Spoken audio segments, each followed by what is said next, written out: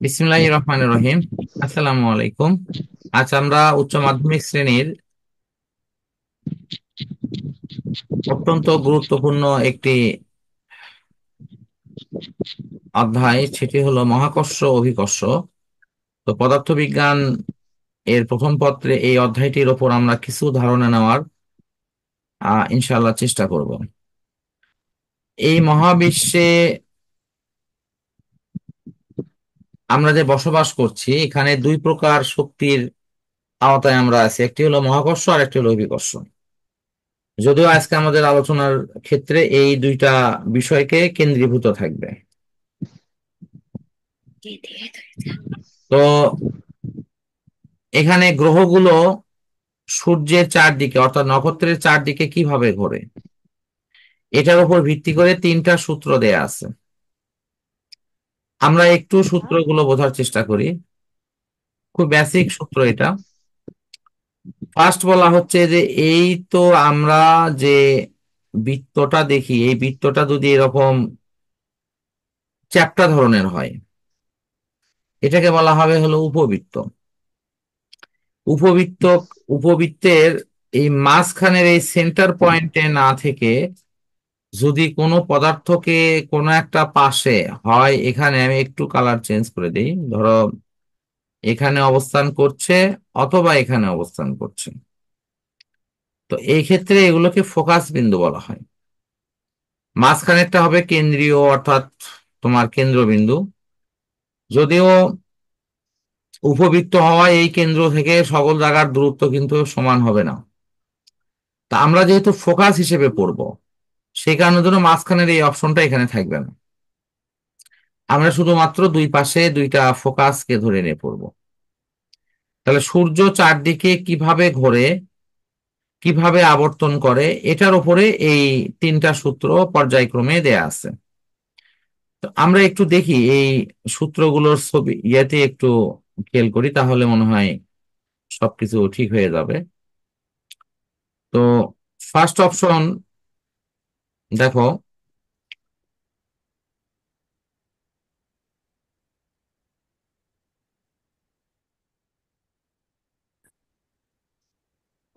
এখানে একটা, আশা করি যে আমি যে ছবির কথা বলেছি সেই ছবির একটা প্রতিচ্ছবি তোমরা এখানে দেখতে পাচ্ছ।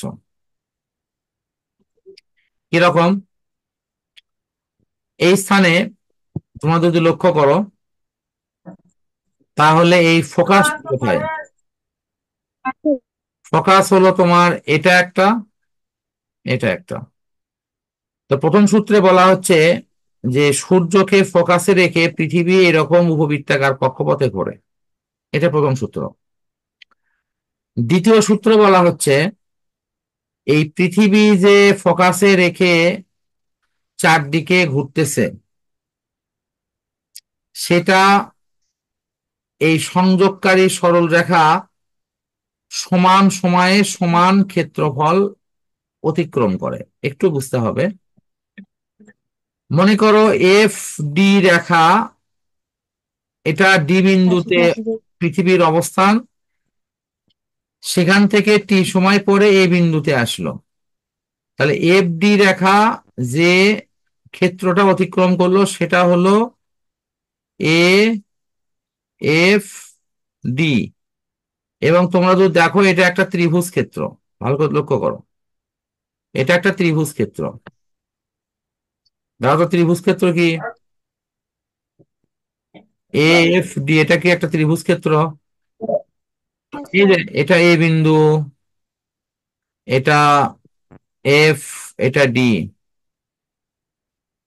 জেসমিন একটু মতামত দাও, তুমি তো আজকে ফার্স্ট পড়তেছো, দেখতে পাচ্ছ কি? হ্যাঁ, দেখতে পাচ্ছি। আচ্ছা, আলহামদুলিল্লাহ।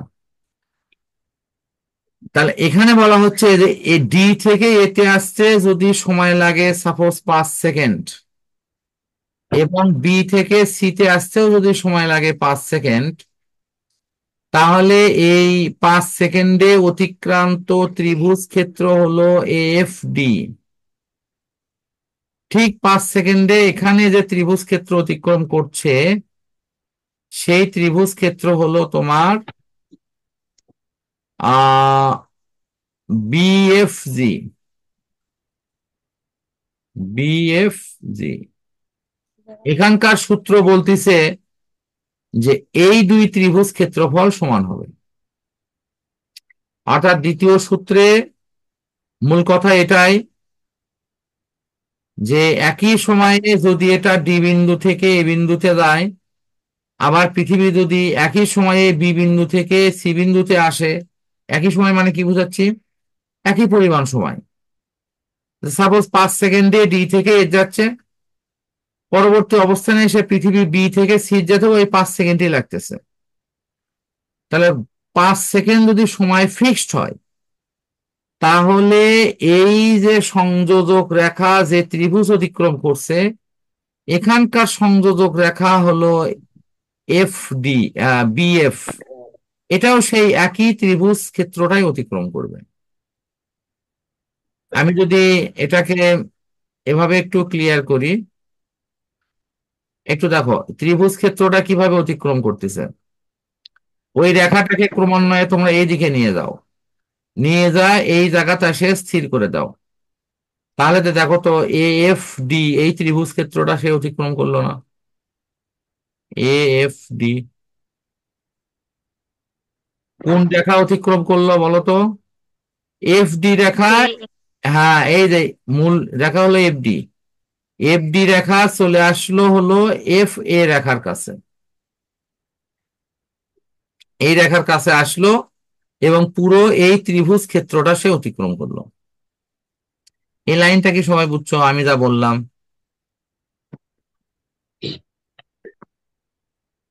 জি স্যার। ঠিক একই সময়ে, একই সময় মানে ওই সময় না, মানে এখানে যদি সময় নিয়ে থাকে সাপোজ 5 সেকেন্ড, পরবর্তীতে যদি এই পৃথিবী আবার বি অবস্থানে আসে, সেখান থেকে এই 5 সেকেন্ড পরে যদি আবার সি অবস্থানে যায়, তাহলে এখানকার এই বিএফ রেখা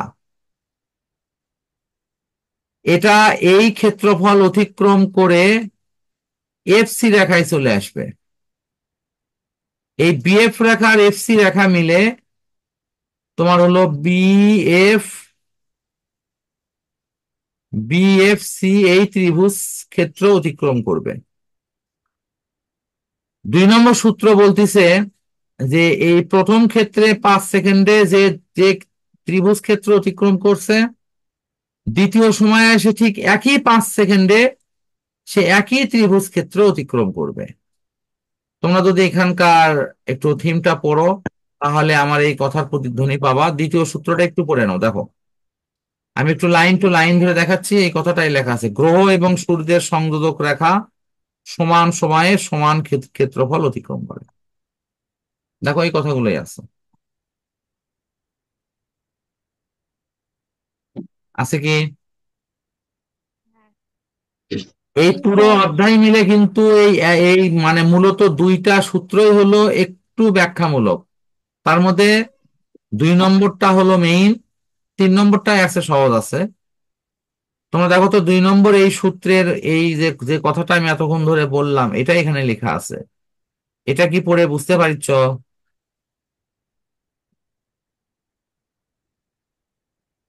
হ্যাঁ স্যার। হ্যাঁ, যারা এখনো কথা বলছো না তারা আবারও পড়ে দেখো। যদি তোমাদের পড়ার পর মনে হয় যে স্যার আমাদের এই জায়গাতে একটু প্রবলেম মনে হচ্ছে, নিঃসংকোচে পরবর্তী ক্লাসে এসে আমাকে অবশ্যই প্রশ্ন করো, বা এই মুহূর্তেও যদি কারো কনফিউশন থাকে সে বলতে পারো। আছে কি? আর না। আচ্ছা ঠিক আছে। আরজু, আইরিন, রূপা। না স্যার। আচ্ছা ঠিক আছে, থ্যাংক ইউ। আমরা পরেরটাতে আসি। এখানে লেখা আছে গ্রহের আবর্তন কালের বর্গ। তার মানে এই গ্রহের আবর্তন কালের বর্গ মানে এটা স্কয়ার। এদের যে দূরত্ব, সেই দূরত্বের ঘনফলের সমানুপাতিক। ঘন মানে কি? ঘন মানে কিন্তু কিউবকে ঘনফল বলা হয়। স্কয়ারটা হলো বর্গ আর কিউবটা হলো ঘন। তো আশা করি গণিতের এই ভাষা তোমাদের কাছে অপরিচিত না, খালি আমাদের একটু বুঝতে হবে। এর একটু সরল বাংলা বলি। সরল বাংলাটা হলো এরকম, একটু আমার সাথে মানে একটু মতামত দাও।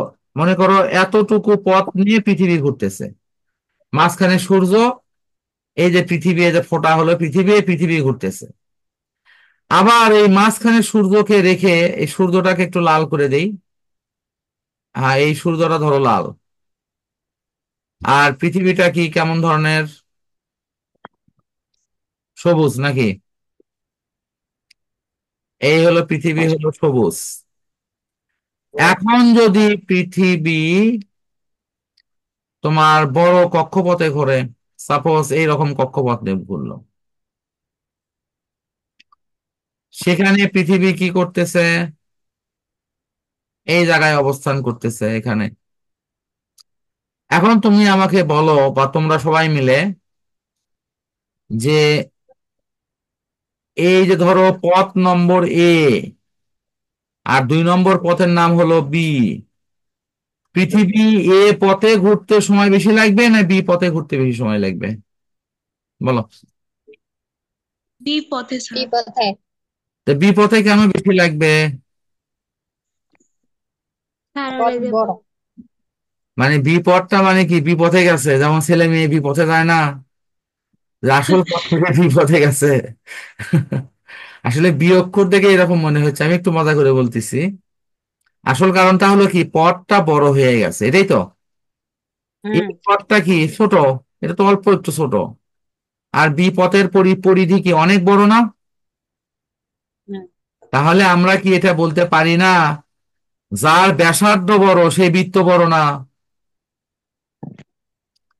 তাহলে পৃথিবী কেন, যে কোনো গ্রহ বড় বৃত্ত দিয়ে যদি ঘোরে তার সময় বেশি লাগবে, ছোট বৃত্ত দিয়ে ঘুরলে কি সময় কম লাগবে? জটিলতা কি শেষ? শোনো, আমার কথা হলো, এখানে যে ভাষা লেখা থাকবে ওই ভাষাটাকে তোমাকে সরল করে পড়তে হবে, কারণ এই ভাষাকে এত জটিল করে পড়া হবে না। দেখো তো, এই কথার মানে কি এখন বুঝতে পারছো? এই এইটুকুর গাণিতিক ভাষার অর্থ হচ্ছে, যত কাছে দিয়ে পৃথিবী সূর্যকে নিয়ে ঘুরবে, মানে সূর্যের যত কাছে দিয়ে ঘুরবে তত সময় কম লাগবে, আর যত দূরে দিয়ে ঘুরবে তত সময় বেশি লাগবে। এটা কি এই 3 নম্বর লাইনের মূল অর্থ না? হ্যাঁ স্যার। হ্যাঁ। আমি লাস্টে যে কথাটা বললাম, এইটাই হলো মূল জিনিস, যে তুমি একটা সূত্রের অন্তর্নিহিত যে ভাব সেটা তুমি বুঝতে পারছো কিনা। আমি এর একটা সর্বশেষ প্রমাণ দিচ্ছি, একটু খেয়াল করো। সেটা হলো, আমাদের পৃথিবী ঘোরে 365 দিনে একবার, যদিও সেটি 365 দিন 5 ঘন্টা 48 মিনিট 47 সেকেন্ড, এরকম একটা সময় আছে। এটাকে প্রায় 6 ঘন্টা ধরা হয়, যে কারণের জন্য আমরা 4 বছর পর পর এই 6 ঘন্টাকে যোগ করে 4 6 24, মানে একদিন বেশি হয়। সেটাকে আমরা তখন কি করি, ফেব্রুয়ারি মাস হুম, 28 দিন না ধরে কি ধরি, হুম, 29 দিন ধরি, হুম। যেটাকে আমরা লিপ ইয়ার বা বাংলায় বলি অধিবর্ষ।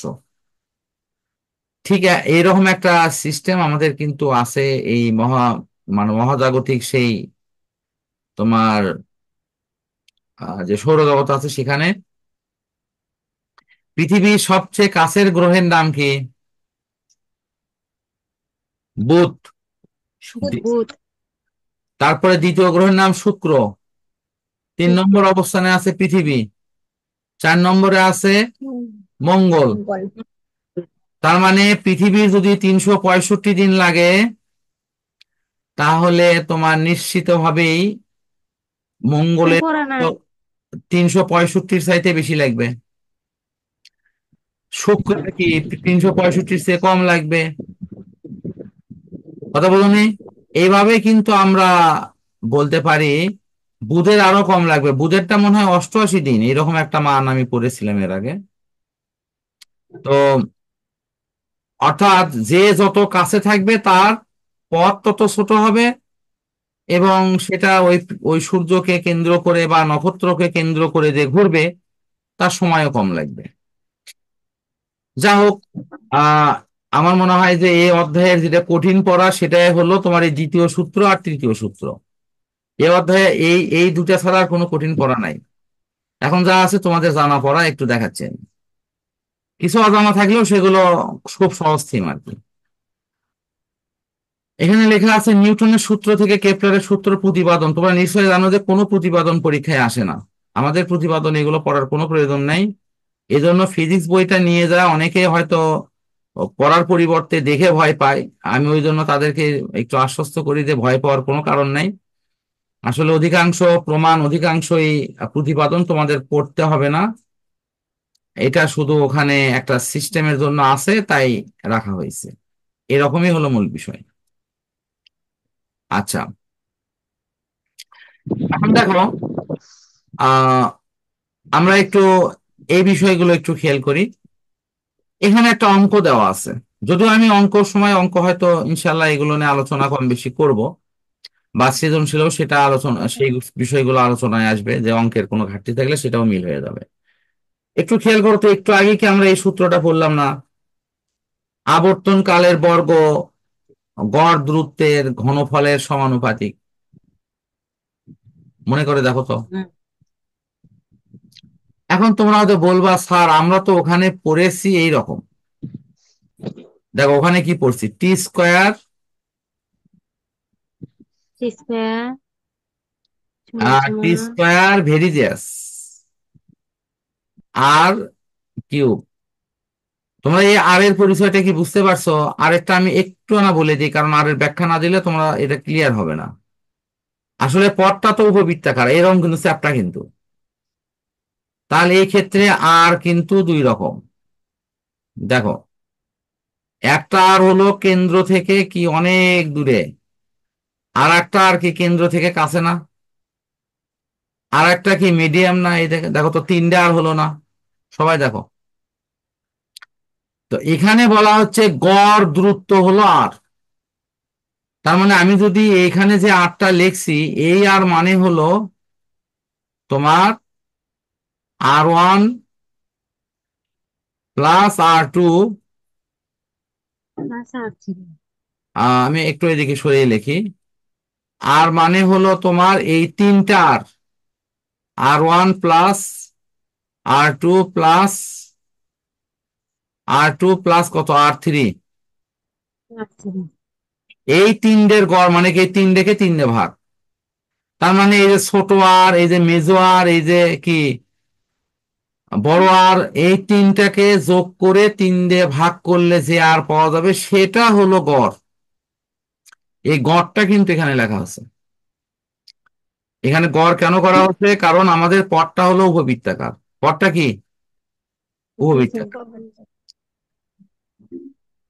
আচ্ছা,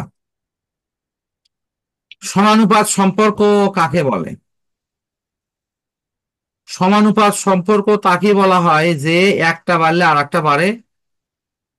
সহজ বাংলা হলো বাড়লে বাড়ে, কমলে কমে, সেটার নাম সমানুপাত। সমানুপাত শব্দের অর্থ হচ্ছে সমান অনুপাতে পরিবর্তন হওয়া। সেক্ষেত্রে এই দুটো সমানুপাত হলে তখন এইভাবে লেখা যায় A1 ভাগ A2 সমান লেখা যায় B1 ভাগ B2। সরি, আহ এটা হলো B1 ভাগ B2। সমানুপাত মানে একই জাতীয় রাশির অনুপাত, একই রকম অনুপাত। ব্যস্তানুপাত যদি হতো, এটা হতো তাহলে কি হতো? তাহলে হতো এরকম A1 ভাগ A2, একটু উল্টো হতো। এখানে B1 ভাগ B2 না হয় কি হতো বলতো, B2 ভাগ B1 হতো। যদি এই রকম সম্পর্ক হয় তাহলে এটা হলো ব্যস্তানুপাতিক। কেন ব্যস্তানুপাতিক? কারণ এখানে আছে 1 2, 1/2, আর এখানে আছে উল্টা 2 1। খেয়াল করছো কি? এই সম্পর্ক হলো ব্যস্তানুপাতিক আর এই রকম সম্পর্ক হলো সমানুপাতিক।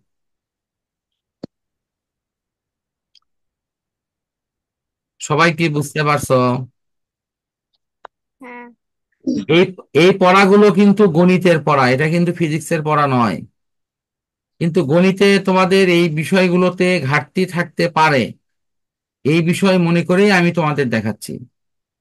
আমার মনে হয় অনেকের হয়তো ঘাটতি নাই, তারা হয়তো এগুলো জানো এবং যথেষ্ট ভালো বোঝো এগুলো, তাই কি রূপা?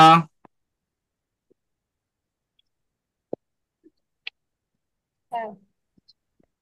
বলছি এগুলো সম্পর্কে ভালো ধারণা আছে তো?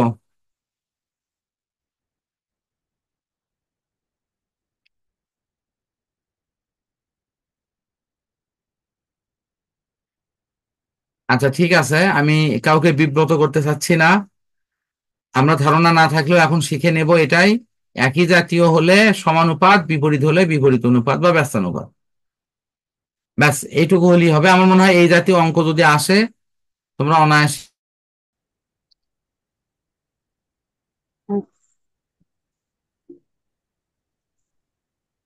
দুঃখিত, নেট মাঝখানে একটু হঠাৎ করে নাই হয়ে গেছিল।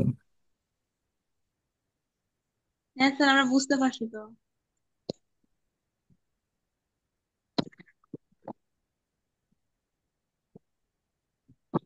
আচ্ছা,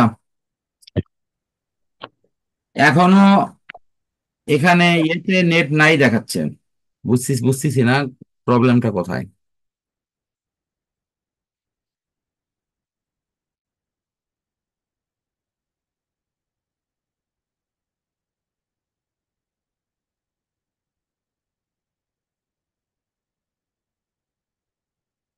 এখানে মহাকর্ষীয় ধ্রুবক এবং তোমার অভিকর্ষ ত্বরণের মধ্যে সম্পর্ক, এই সম্পর্ক তোমাদের 9-10-এই পড়া আছে, এটা খুবই সহজ।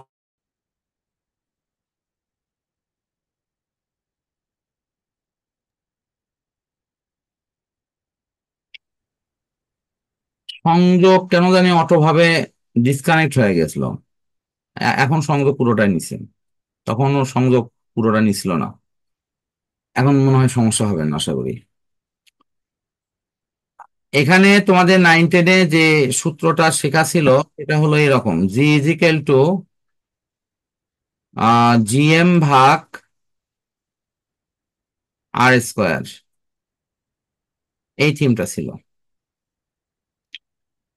তো এই মহাকর্ষ আর অভিকর্ষের মধ্যে সম্পর্ক, এবং এই সম্পর্ক ব্যবহার করে আমরা পরবর্তীতে আরো কিছু থিম ইনশাল্লাহ শিখবো। আমি একটু আছে সেটা। এখানে মহাকর্ষ সূত্র দেওয়া আছে, আমি এটা এখানে পড়াচ্ছি না, কারণ যেহেতু এটা এগুলো আমরা 9-10-এ পড়ছি। হ্যাঁ, এই পড়াটা নতুন, এটা একটু ধারণা দিই। ওজনহীনতা।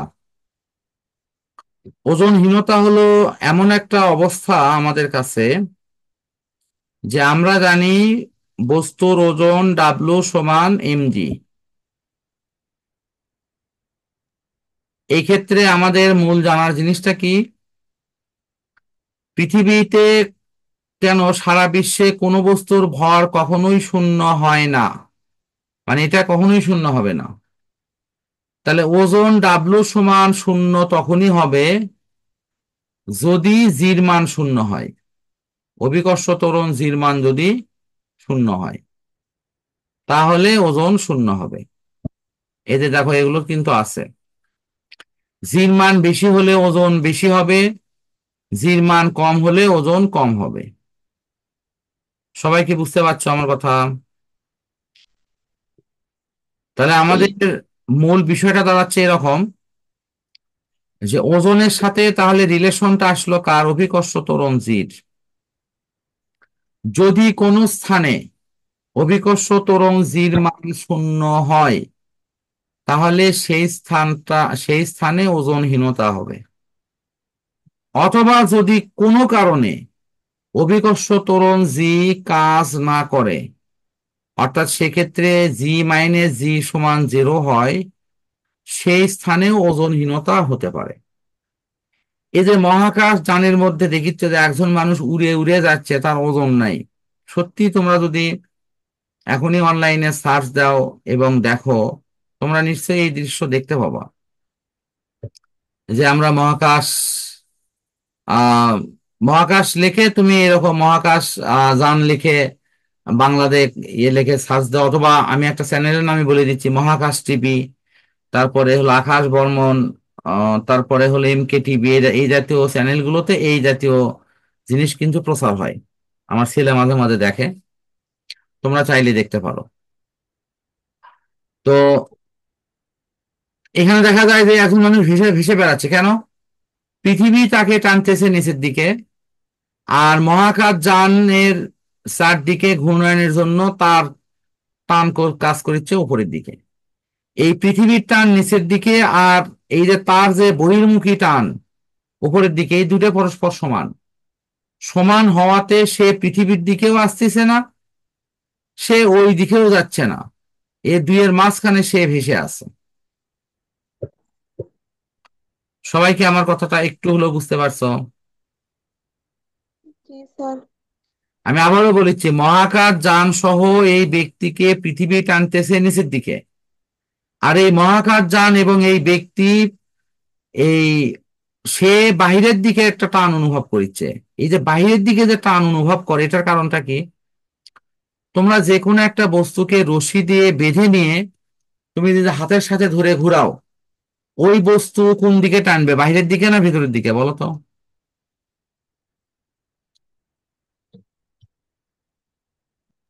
কোন দিকে টানবে?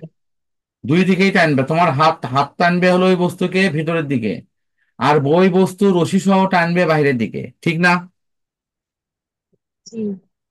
তাহলে দুই টান যদি সমান হয়, তাহলে কিন্তু ওই বস্তু তোমার হাতের সাথেই কিন্তু ঘুরতে থাকবে। আর যদি বাহিরের টান জোরে হয়, ভেতরের দিকে টান কম হয়, তাহলে বস্তু কিন্তু ওই রশি ছিঁড়ে বাইরের দিকে চলে যাবে। আবার ভেতরের দিকে টান বেশি, বাইরের দিকে টান কম, তাহলে বস্তু কিন্তু ভিতরের দিকে কিন্তু পড়ে যাবে। দূরে সমান সমান হলে বস্তু কিন্তু ভাসমান অবস্থায় চারদিকে ঘুরতে থাকবে। সবাই কি বুঝতে পারছো আমি কি বলছি? জি স্যার।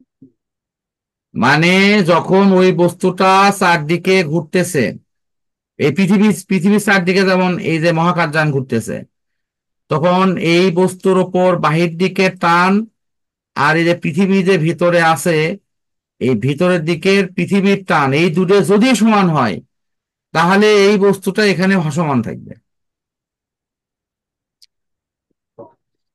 বুঝতে পারছো কি? সেই হ্যাঁ অবস্থায় স্যার। গাড়ির যে ত্বরণ, সেই ত্বরণ দুটো শূন্য হবে। তোমাদের যে কোনো সময় সংযোগ কেটে গেলে প্লিজ আইডিয়াকে জয়েন করবো, আমি এক রেডি করে নিচ্ছি। আচ্ছা স্যার। আচ্ছা, আমার মনে হয় এখানে আর আমার কোনো কিছু প্রয়োজন নাই। হ্যাঁ, এরপর ওজনহীনতা, অভিকর্ষ, জি এগুলো দরকার। এই যে আমি যেটা এখানে একটু আগে দেখাইলাম, সেটা এই জিনিস, এই যে দেখছো, অভিকর্ষ ত্বরণ আর মহাকর্ষ ধ্রুবকের মধ্যে সম্পর্ক, এটা আমাদের কাজে লাগবে।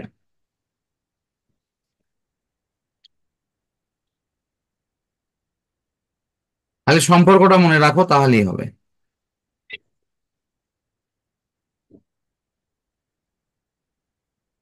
এরপর আমার মনে হয় আর তেমন অপশন নাই। এখানে এখন যেটা মাঝখানে তোমার দরকার আছে